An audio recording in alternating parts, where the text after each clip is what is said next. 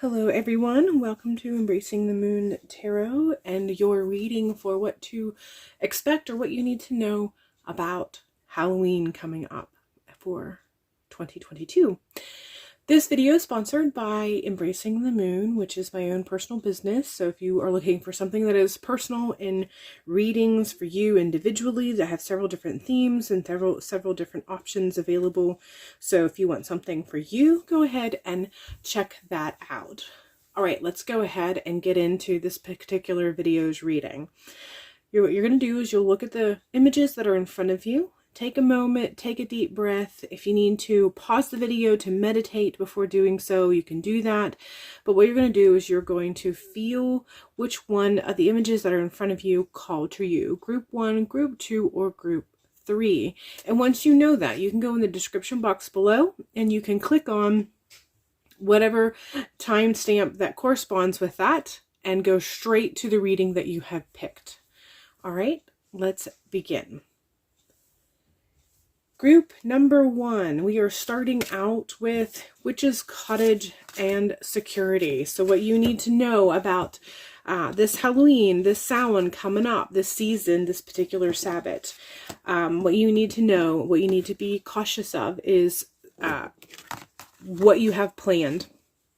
And making sure that whatever it is that you have planned, you have done the proper invocations for keeping yourself protected. I feel like there is a specific event that you're thinking about going to. This may be the first time that you're going to participate in a coven ritual or a ritual with a friend, or maybe you have something planned for yourself. But overall, this card especially is really kind of coming in with that overall vibe of doing something specific that is related to what we traditionally think of Samhain as far as Halloween is concerned. So you're tapping into something in regards to a ritual, an invocation, maybe connecting with ancestors, maybe connecting with your deity, whatever the case may be. This feels like this is going to be new in some way for you. So that might mean that this is new in the sense that you've never done any sort of participation like this before, but also I feel like there are some of you that this is new in the sense that you're stepping up your practice a little bit. You're making some changes. You're wanting to deepen some of the things that you do, some of the ways that you connect. And so you're participating in some of those old traditions, those old ways that are slowly becoming more and more prevalent among the mindset of Halloween and Samhain. So I feel like that is what's going on. And if you haven't had that planned, then I feel like this is a call for you to maybe check into what it is that you desire, what it is that you hope, and maybe do some research in the process of planning for your Halloween this year. Because you may feel called to do something if you haven't yet. This may be the calling specifically. But along with that, there comes a little bit of a caution in that you want to make sure that you are doing the proper things to keep you safe, to keep you secure. This does very much feel more so about the house and home, not so much about the ritual. This can apply to the ritual, especially if you're going to be hosting something or if you're doing something solitary. But I feel like this is also letting you know that you need to go through the process of doing protection wards and making sure that your house and home is secure. So this can be, and for many of you, it is actually separate from the ritual event. But there's just a call for you to go through your house and make sure that you have protective wards and whatever it is that you have to do to make sure that your house is secure. I feel like security is coming in strong too. There are a few of you who your economic status has kind of come into play. So I feel this is actually calling you to do some money magic and follow through with making sure that you either put forth a working that secures your income or puts forth a working that calls in some economic security. I feel like there's a few of you who have not considered this when you've been looking at your economic status. You're not considering, you haven't yet thought about making a money altar or making a working, specifically addressing your economic status. And if that is you, then this is your call to do that. Now, if you have been considering it, this is your sign to follow through with this. So for some of you, the security aspect isn't just the house and home. There's definitely some financial stuff that's kind of coming into play with this particular card. And so you're just being told to go through the process of making sure that your finances are secure, but also doing what you need to do to call in. So it's both a security as well as a call in for some of you. So you know how this applies to you. But do what you need to do some research, maybe looking up, like a money bowl or a rice money bowl, or even looking into ancestor money, and checking into what it is that you can do. And now that I said that, I feel like there's quite a few of you who have been contemplating the ancestor connection with your economic status, maybe connecting with them and calling in their assistance, calling for their guidance, maybe even doing what it may take to connect with them so that they can participate in helping to push you forward in your economics at home. As far as how the house may be concerned, maybe there's some mortgage things that are coming up and you're kind of concerned about that. You can go to your ancestor altar. There are such things as ancestor money that you can burn, and that actually in some people's practices, that actually gives the money to them to be able to spend on their side, which can help you on your side. Do your research and see how it applies to you. Allow your guides, whoever they may be, to guide you and to show you what direction you need to go. But I do believe that this is something that's coming up for your Halloween practice. Some of this may actually come up and be applicable to do in the first full moon after Halloween. So it doesn't necessarily have to be on Halloween night. So if you're feeling that this message is coming in late enough that you're not able to do this quite yet, because you don't have the right preparation, or maybe for some reason you're coming into this after Halloween, this is just basically something that you can do in the full moon after the Halloween, as well as something if you've missed it for some reason, you're coming to this late enough that you can do this at any point in time during this season of night, during this dark season. But protecting the house, but also going through the process to call in and protect your financial status, however that may apply to you. Moving on with the first tarot card we have is Five of Swords. So there's definitely a little bit of chaos that I feel it's coming your way. I feel like there's going to be a bit of a confrontation with somebody. The economics is coming into play in some regard. Not sure how that's going to play out. It may be your relationship with your significant other, the other person who's involved in your household economics. It feels like for some of you, it is a conflict that is at work, maybe coworkers making it very hard for you to want to continue being at work, whatever the case may be. I just am getting a strong sense of a little bit of communication that's going to result in a bit of chaos, or making you feel like there is some chaos. And so this is something that you need to prepare for and make sure that you can sidestep it if possible. This is sort of one of those messages that you get as a forewarning so that you're not completely shell-shocked when it happened, and you already have the words formed should this occur, so that you say the right things in that moment. And you handle the situation in such a way that you're responding instead of reacting to the situation. But there's definitely something going to happen as far as communication, miscommunication, and as a result of it, it's going to result in some sort of chaos that's going to have a bit of a domino effect. It's going to make you feel a bit unsettled. It's going to kind of play in your mind over and over and over again as far as what was said, what was meant. Did the two said and meant meet? Are they actually separate? Are you interpreting correctly? How you wish you may have responded or not responded, so on and so forth. So it's something that's going to weigh on your mind and has the potential of robbing you of your peace, robbing you of your zen. So if this is the case for you, this is sort of a preemptive warning to prepare you so that you're not, again, like I said, you're not shell-shocked when this happens. And maybe you have enough preparation mentally so it doesn't wear on you in the same way it would if you were absolutely taken by surprise. But this does feel like it's going to happen somewhere around Halloween. For some of you, it may be before, others it may be after, but it definitely plays a part with that whole energy in some regard as far as Halloween and Halloween time frame and Halloween energy. We're following this with the 10 of Pentacles. I feel like this is just a promise to you that no matter how hard it's going to get, the security is not absolutely gone. Don't let it rob you completely of your sense of security.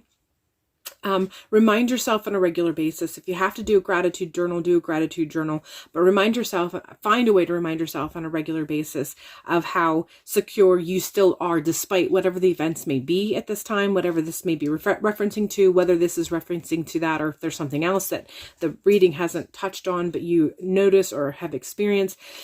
You're basically just being told to not forget what you do have. Don't forget what promises have always been fulfilled, what you always have at your disposal, the gifts that you have, the power that you have, and the things that make you secure already, that are not able to disappear, that are always yours, but also looking ahead and knowing what you know as far as your finances are concerned, as far as what your options are concerned, so on and so forth. So this is just a promise that everything's going to be all right, but also is sort of a request for you to go through the process when you're really feeling the events, if that is the case, to figure out how to do a gratitude journal that fits you best. So it might even be like a board, a poster board that sets up somewhere. It may be a list of things that you put at your mirror so you can remind yourself of these particular blessings that continue to make you feel firm, that continue to make you feel secure. But again, just really focusing on what it is you have, the successes that you've already experienced, just as a way to remind yourself of what you're capable of, what you already have, and what you've already accomplished, so that you can continually remind yourself that not all is gone, not all is lost, that you have it within yourself to continue to create and manifest your desires and help yourself to pull yourself out of whatever that is that might be going on. We're continuing with the Two of Cups. For some of you, I feel like this is definitely a connection with somebody who makes you feel more secure. For quite a few of you, this may be a relationship thing. If it is a relationship, it rings a little bit more true for those of you who are on the cusp of a relationship and are thinking about taking it to the next level, or some of you who are already in a relationship and maybe the relationship has gotten stagnant.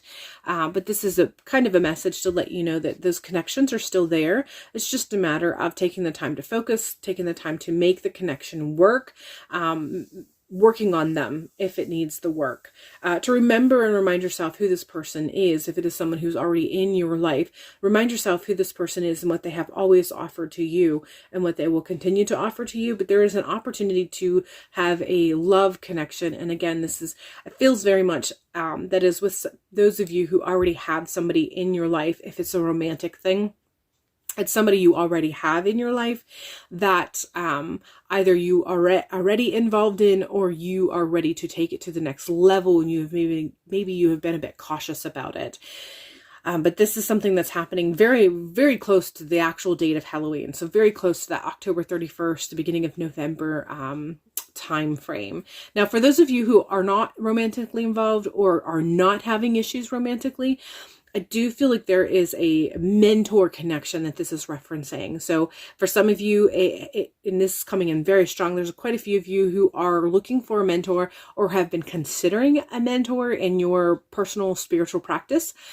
And this is letting you know that this person is going to come into your personal friend circle, or however you want to call that. Or maybe they already are, and you're going to recognize them as someone who you can go to for guidance or go to for mentorship in your personal practice, and making it grow and expand, and seeing what it is that you may have a potential to go in your personal practice as far as building or expanding it.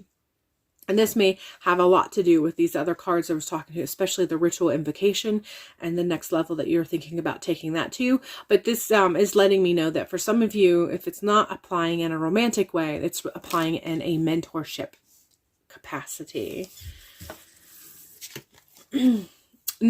Furthermore, we have the Underworld card, where all things pause and begin again. I feel like this is letting you know this is multifaceted. This is pulling on that ritual invocation card that I talked about, but it's kind of coming in strong with connecting with, first and foremost, it comes through as ancestor connection. So those of you who have been already participating or have been considering participating in some form of ancestor work, this is a call to you, a reminder, basically a message to you to let you know that they are waiting.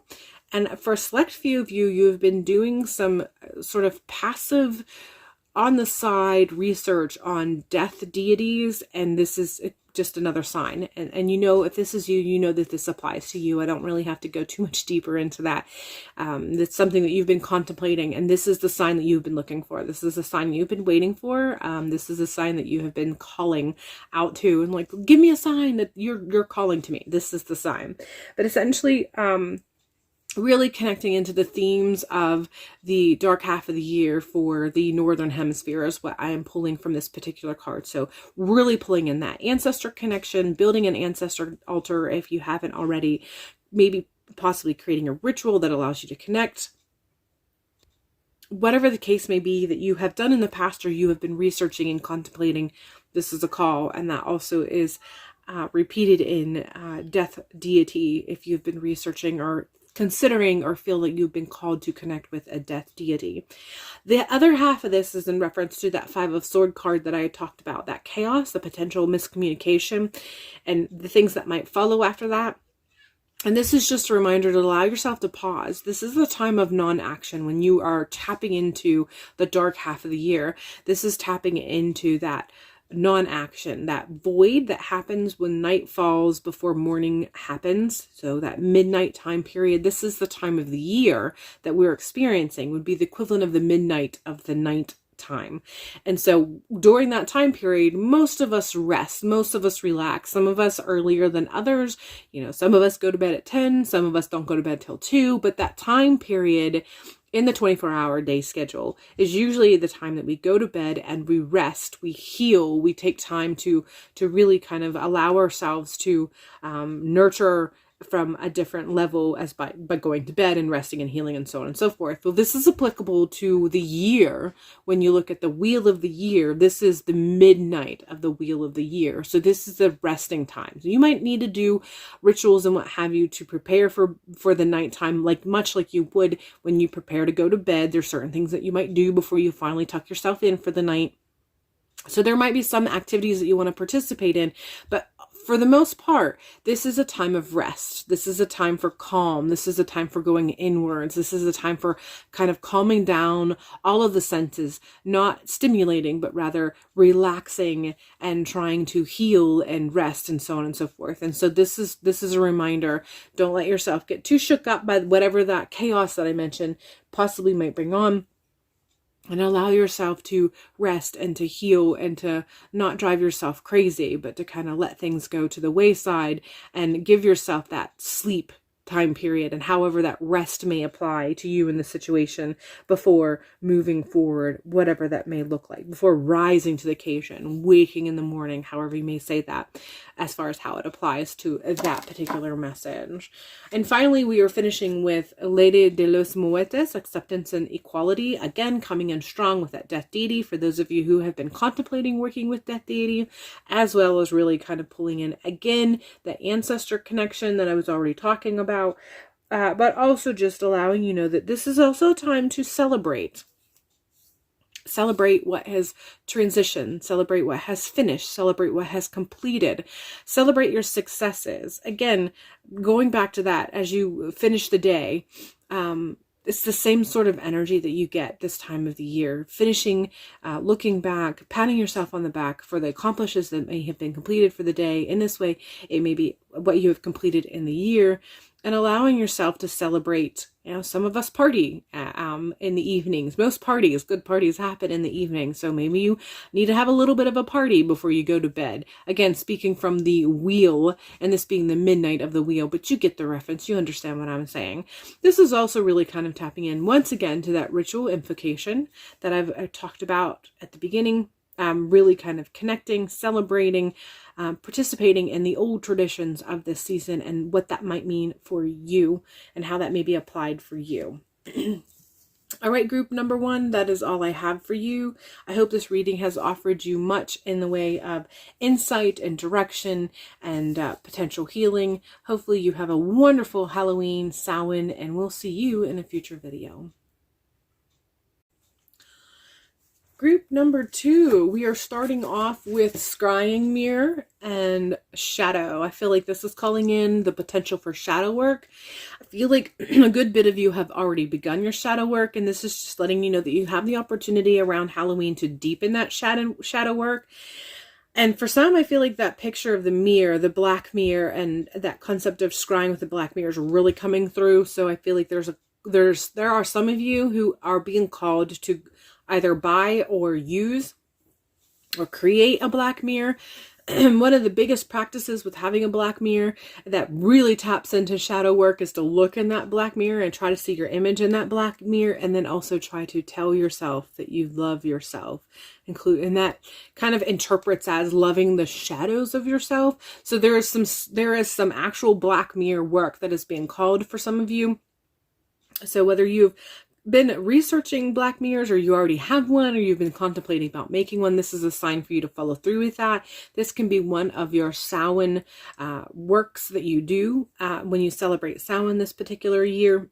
But if you're not being called to the black mirror, and the black mirror itself, the work with the black mirror is not resonating at all, then this is just simply a call to really deepen your shadow work, but deepen it in a way that's really fixating on finding ways to love those shadows of yourself, finding ways to embrace those shadows and utilize those shadows as strengths instead of seeing them as weaknesses that you want to stuff into the corner, or that you want to keep off into the wayside, or you don't want to be highlighted, or you don't want to come out.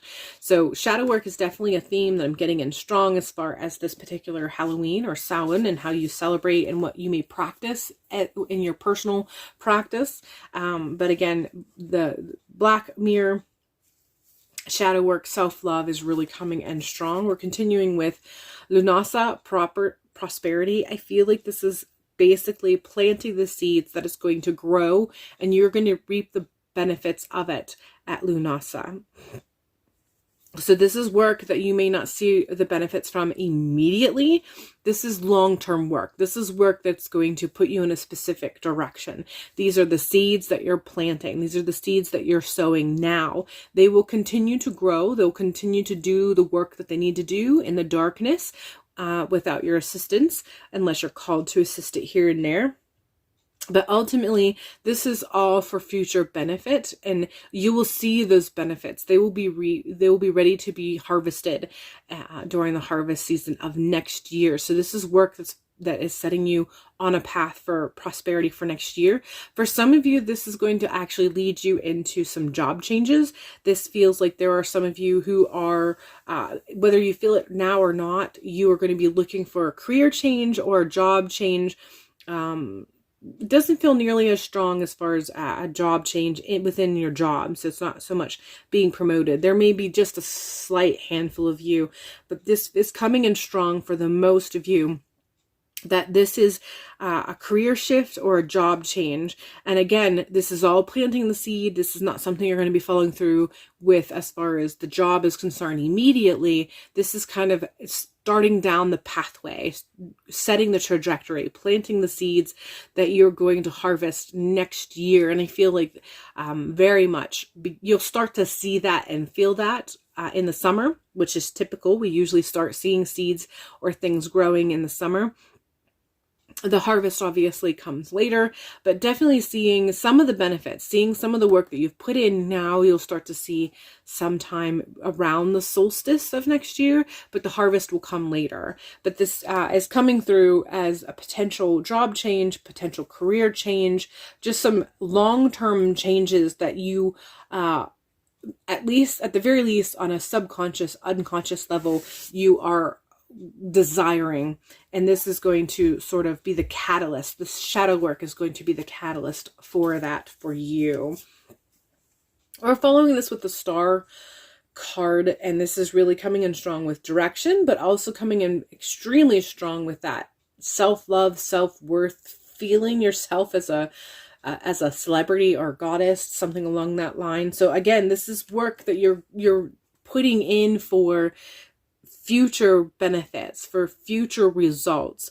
This is guiding you in the direction of really accepting yourself for who you are, allowing you to get to a point where you feel comfortable and confident to put yourself on the pedestal that you know you deserve, but for some reason you haven't yet allowed yourself to be there, allow yourself to see yourself in that way. So you when you think about it, you think of yourself as deserving of these things. You think of yourself as should be allowed to have these things, should be allowed to be viewed in this way.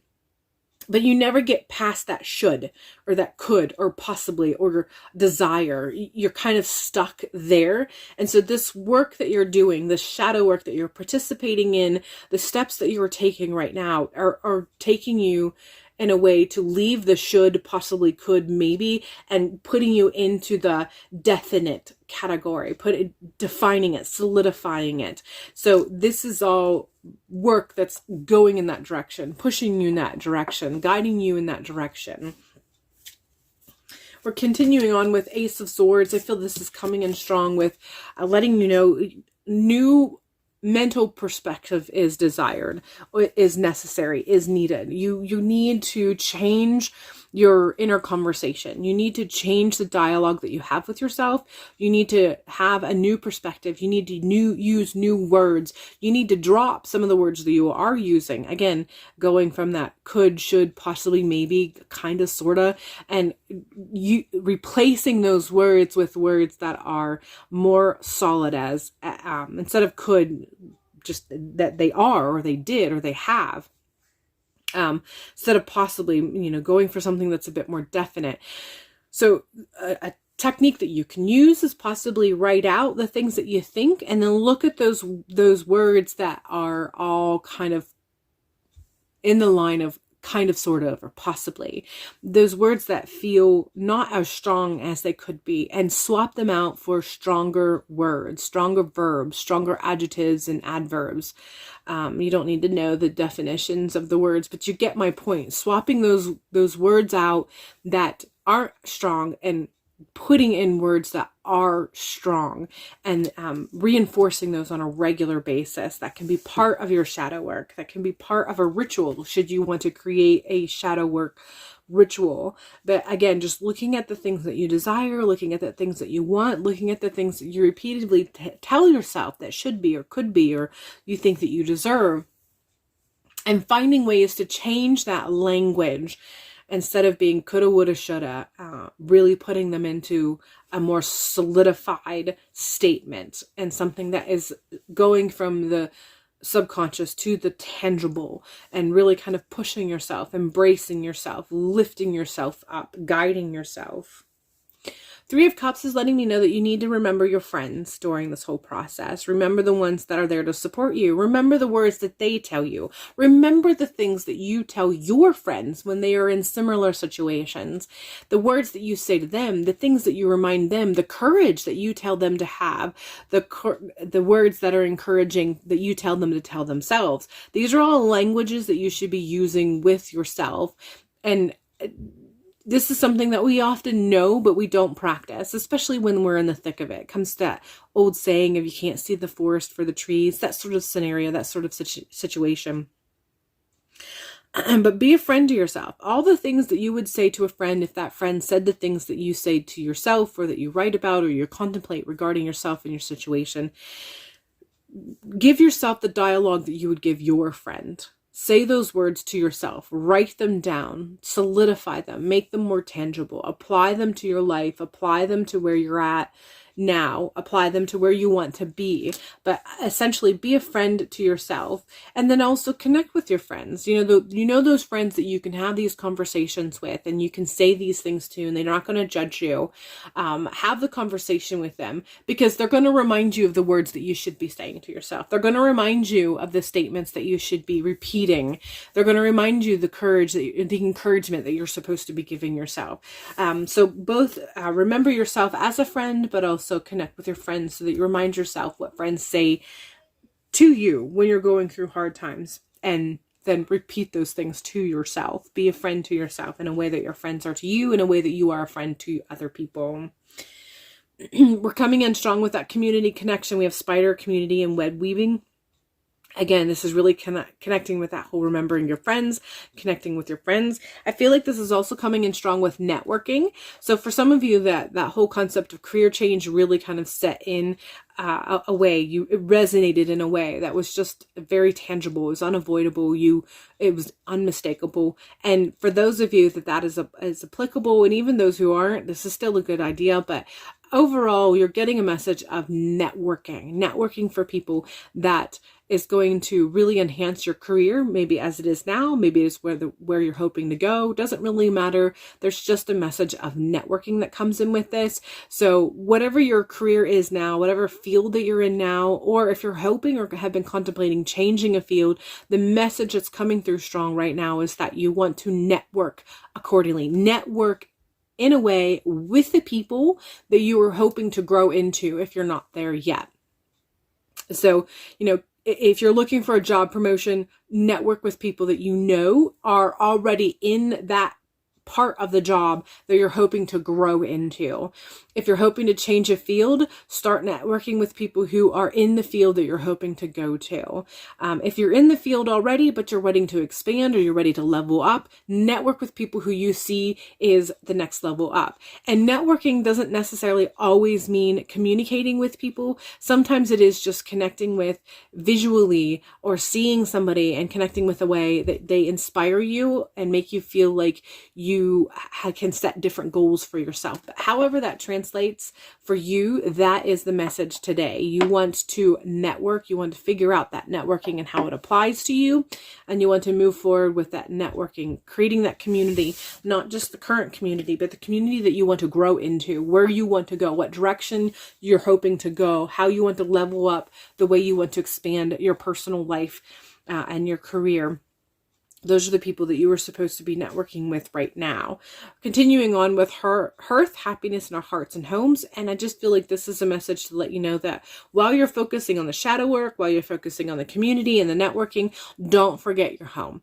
Don't forget what it is that makes you happy. Don't forget your foundation and your roots. No matter what, no matter where you're going, no matter who you're talking with, no matter who you're networking with, no matter what makes up your larger community, the one thing that is always constant, it is your home, your roots, and where you call home, where you feel safe and secure, where you feel like you can rest, where you feel like you can kick your shoes off, where you feel like you can take your mask off, whatever the case may be, however you apply that. You want to make sure that you're continuing to nurture that, continuing to do the things that make it so that stays strong, stays warm for you, so that when you need a place for reprieve, when you need a place to kind of get away from all of the other activity, you have a place that you feel is safe and secure, is a firm foundation, offers you sustenance, food, warmth, all of those good things that we usually associate with home or home life. This is one thing that you still want to focus on just as much, if not slightly a little bit more than the networking and community, because this is where we find our rest.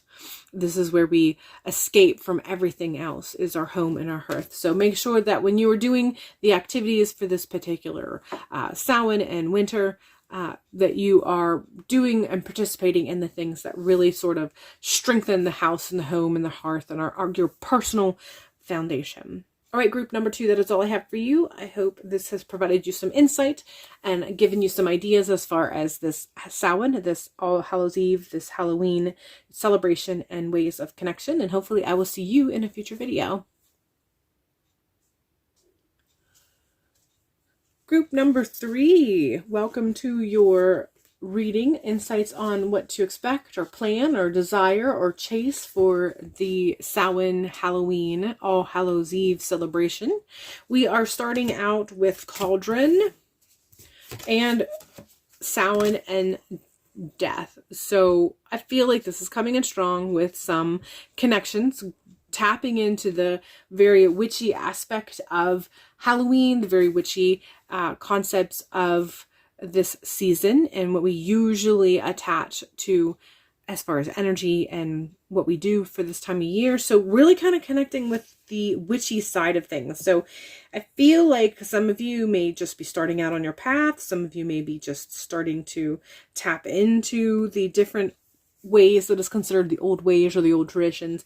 Maybe you just bought a book, or you're looking for books, or you've been just recently joining groups. But essentially, I just feel like there is really kind of connecting and in some ways with the old traditions and trying to figure out how you want to connect this particular year.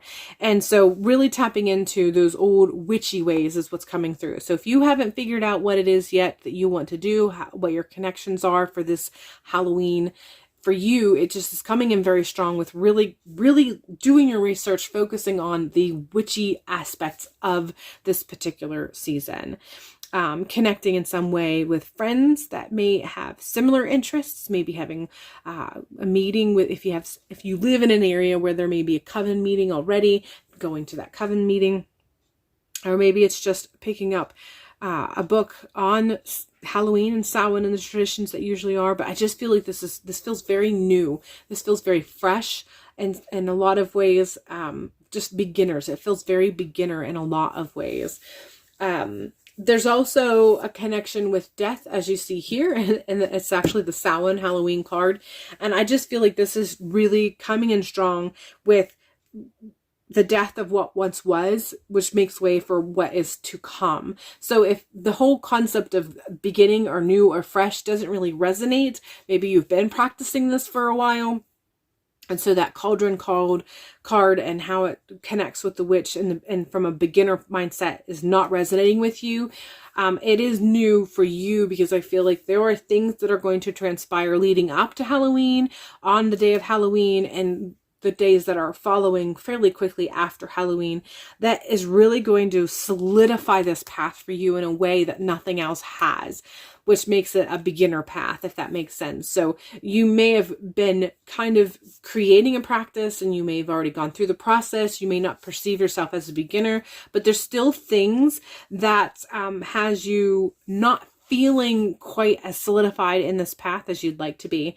And for you, that's how the reading is coming in through, especially with this death card, and that there are still some questions, or there are things from your old life, your old religious influence possibly, or maybe influence of friends who don't, are family members who don't know or wouldn't appreciate or honor or respect the fact that this is your path. But there's a death which makes that beginning applicable for you. So there's something that is going to die off, and it just feels very much like old perceptions, old religions, old beliefs, something along that line, that this is how this is applying. There's something or some connection that you have or have had in the past that's finally going to let go. Something's going to make sense, or something's just going to happen that makes you feel like it doesn't matter anymore. You know that this is who you are. You know that this is your spiritual path. You know this is the direction you want to go, and you don't care how you may be judged or criticized. Now, I'm not saying that means you have to hurry up and come out of the broom closet, as everybody likes to refer to it. It's just saying that you are going to solidify your path, your belief system, just a little bit stronger, that some of those questions are finally going to die off for you. Continuing on, we have the 9 of Wands, and I feel like this is coming in strong. It's kind of coming in with what I already said regarding, doesn't mean you have to announce it. You don't have to come out of the broom closet and announce on Facebook or social media or to your friends and family that you're a witch or Wiccan, or you practice the old ways, whatever title that you may go by, if you do have a title. The 9 of Wands is coming in strong, kind of taking that statement a little bit further and letting you know that you may solidify this for yourself, but that does not mean you have to announce anything. Sometimes when we have these experiences, it's for us. It's just to make things take a stronger hold within ourselves. And that's all we need. We don't have to make announcements. But the 9 of Wands is just that, coming in with that perseverance, that patience, that weight, energy. So whatever the case may be, there's definitely a weight message coming in through. Now, if you don't feel that this applies with the whole announcing on social media, there's something else that you are experiencing, that you've been contemplating really pushing forward, and this is where the weight comes in for you. There's an overall sense of be patient, take your time, let the season flow, let things happen organically. You don't have to rush things. You don't have to make things happen.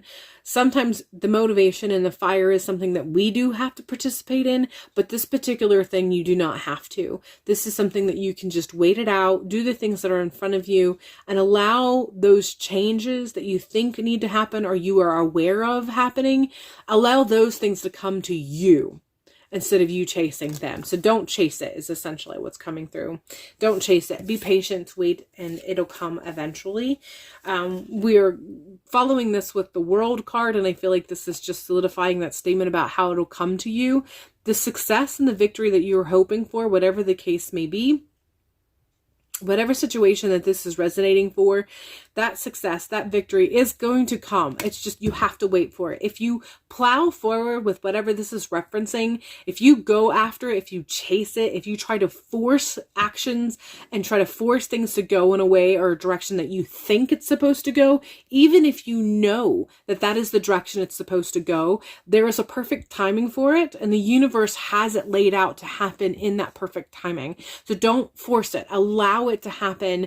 Allow it to unfold organically. Allow it to come to you. The success and the direction that you do believe and you see that is going is actually on the line. It's in the path. It's in that, going in that trajectory, but you're not supposed to help it. You're supposed to wait.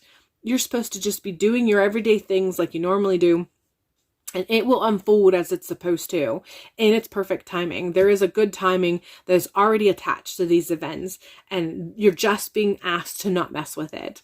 Allow the powers that be to bring it forward. And then when it's in front of you, when it has brought to you, that's when you participate in it. But don't chase it. Don't force yourself to meet up with it, whatever the case may be. Allow yourself to allow it to come to you. And then when the universe has presented it to you, and that is when you engage with it. And that is when you're going to get your most success from it.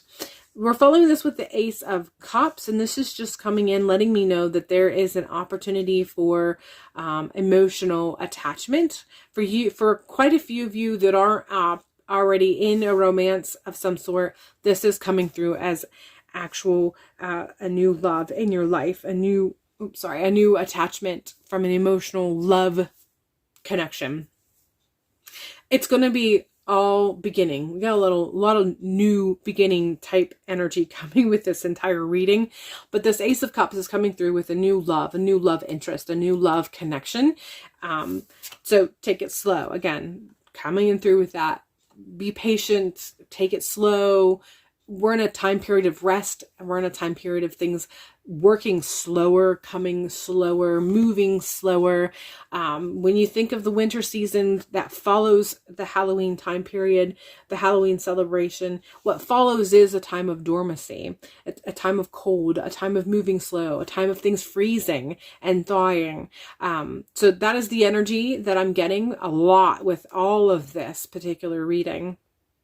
But that also includes the Ace of Cups for some of you that are going to potentially connect with a new love. Take it slow is what you're being told. Don't rush into it. Don't try to force things to happen in a certain way. Take your time. Allow things to unfold organically. Allow things to happen in their own time. Allow things to happen according to nature and as the universe allows it to unfold, and just be present as it does that. And you'll know when you're supposed to be participating and when you're supposed to be taking a step back. Continuing on with Apple, risk and reward. I feel like this is coming in strong, letting you know that when you take things in your own hands, there are risks with that. It's just a reminder that there are risks with taking things in your own hand. And a lot of times when we get readings, we're told to go for it. But whatever this is applying to, whether it's one matter or multiple matters, you know what's going on in your life. You know how this resonates and how this is applied. This is not a go after it, take the risk. This is more of a remember the risks, especially when you try to take control of something that it's not time or ready to take control of. That's where the risk comes into effect. And in the analogy that we can go with is if the apple that is depicted in this particular picture. This apple is good and ready when it's ripe. You take a risk, yes. If you pick an apple too early and you take a bite of it, you risk it not being ripe. You risk it not being ready. And therefore you take the risk of it not being good. This is the risk that this is applying to in this particular reading. Remember the risks when you take things too soon. When things are not ripe, they are often bitter. So that is the message that comes in through. And that's all I have to say about that. That you just, the risk aspect, just remember it. And remember the rewards when we wait. The reward, again, going with that apple. The reward of waiting for when that apple is ripe, for when we take that first bite, is you are rewarded with something that is sweet and juicy versus starchy and not much flavor, possibly bitter if it's not yet ripe. So remember the risks and the rewards. I think the key there is don't forget the risks. If you're moving faster, if you're hoping to participate in something before it's time, just because you know something is supposed to go in a certain way doesn't mean it's time for you to take it now. Again, sticking with that apple analogy, just because you know when you see that apple in the spring on the tree that it'll be ripe in the summer doesn't mean that it's the perfect time to pick it in spring and eat it. It means that you know that it's going to be ripe in the summer and you must wait until summer to have that apple. This is how this risk and reward card is being read, this particular reading. This is how this message is supposed to be applied to this particular reading. The overall message, again, is to wait. There is a timing to the things that are unfolding. And even though you know that they're supposed to go or be a certain way, you're being reminded to wait for them to come in their own season. Don't rush it. Finally, we have dawn, the light after the darkness. And I feel like this is just kind of summing up what has already been said with this particular reading. This is really kind of pulling it all together and to let you know that although you see these things are playing out, you see where things are headed, you see how things are supposed to go, but you see it from the position of being in the night, just remember dawn comes in its own time. Wait for the dawn. Again, going with analogy that we already had with the apple, but taking it from how the day, the 24-hour cycle goes, we'll apply it in that way. Just because you know that it's going to be sunrise at 6 or 7 in the morning does not mean you wake up at midnight and go about your day. You wait until the sun rises to participate in rising with the sun, if that makes sense. This is what's coming through. Again, waiting accordingly, waiting for things to happen in their time, waiting for things to happen in their season.